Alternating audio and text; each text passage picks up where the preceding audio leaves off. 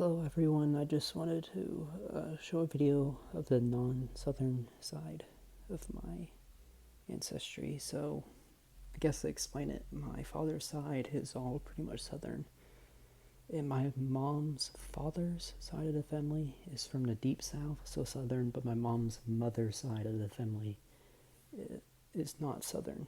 My grandma from my mom's side, she came from Iowa, but a lot of her ancestors came from New England, and she can trace a lot of her ancestry back to Puritans, which on one hand is cool because it's like founding stock ancestry, so it kind of makes me, not gonna lie, maybe it makes me feel a little superior sometimes. But at the same time, I find Puritanism to really cringe, and I identify more with my southern ancestry, but beside the point, I guess I'll just show it. So here's one of my ancestors, Elder William Brewster. He was like a Puritan a Puritan separatist. I know he went to a I know he was educated. He went to a university, and I think he could speak multiple languages. Here's one ancestor, relative ancestor, whatever, Stephen Hopkins. Interesting thing about him is that his story starts with he in 1609 he got stranded and shipwrecked on the island of Bermuda,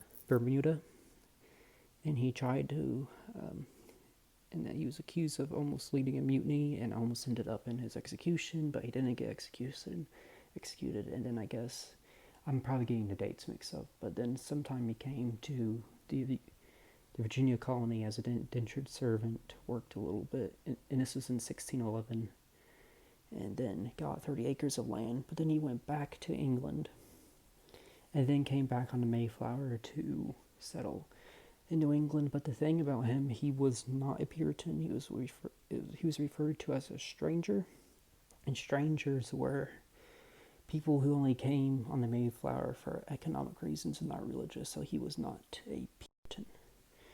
And he was also interesting, despite him first being a coming here as to the Virginia colony originally as a indentured servant, he did in New England become a relatively well-off, I guess, merchant. So, yeah. And here's some other people not really that acquainted too much with them. You can see him. So here's Stephen Hopkins. Here's Elder William Brewster. Now, here's the other one I know about.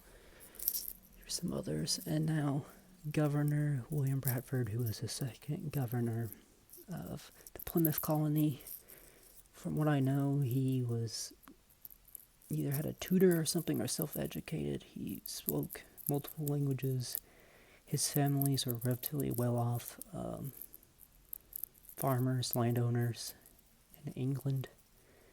And he was the second governor of the Plymouth colony, possibly the richest man in the Plymouth colony. And if I'm not mistaken, the family may all the way go back to 1435. So, yeah. But, so I just share this with you guys. Again, I think it's cool that my ancestry can go so far back, but personally, I identify more with my southern side. And two is this Puritanism. It's kind of cringe. And there's definitely a link between Puritanism and modern progressivism, no doubt about that. But otherwise, it's so cool. So cool. So, hope you guys thought that was interesting.